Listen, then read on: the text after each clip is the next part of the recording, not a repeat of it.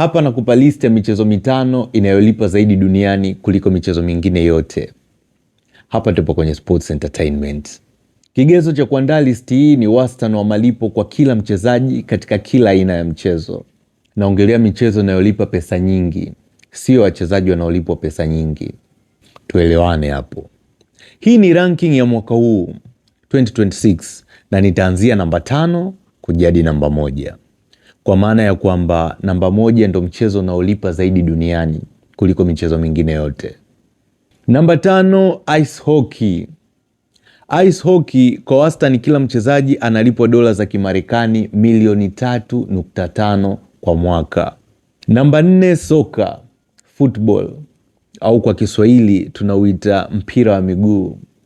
Na kwenye utawala huu tuna Messi na Cristiano, au ndo majina yanayotajwa sana.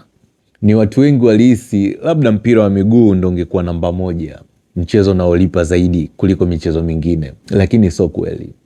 Ni vile tu baadhi ya wachezaji wa mpira wanalipwa pesa nyingi sana, ila pia kuna ambao wanalipwa pesa ndogo sana. Kwa wastani mchezaji wa mpira wa miguu analipwa dola za Kimarekani milioni 4.1 kwa mwaka. Namba 3, baseball.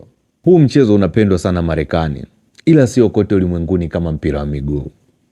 Kwa wastani wachezaji wa baseball wanalipwa dola za Kimarekani milioni 4.8 kwa mwaka. Namba 2, Formula 1. No doubt, huu ni mchezo wa matajiri. Uwekezaji unaofanyikaga kwenye Formula 1 sio poa. Bajeti yake inaendesha baadhi ya mataifa kule Afrika.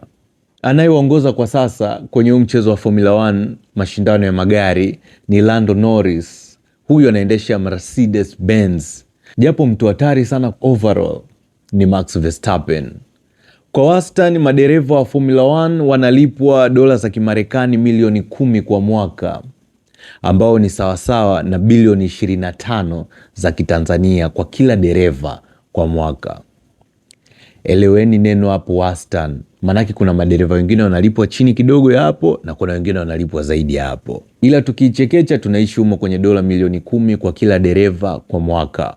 Na namba 1, mchezo unaongoza kwa kulipa vizuri wachezaji wake duniani ni basketball, NBA. Wengi wanauonaga mchezo kama mchezo wa mabisho. Legend wao kwenye mchezo ni Michael Jordan, jezi namba 23. Alikuwa mtu mbaya sana huyo kwenye ile miaka ya 80. Kwa wastani basketball players wanalipwa dola za Kimarekani milioni 11.9 kwa kila mchezaji kwa mwaka. Ni mchezo gani ulihisi ungekuwepo kwenye hii list lakini hujausikia?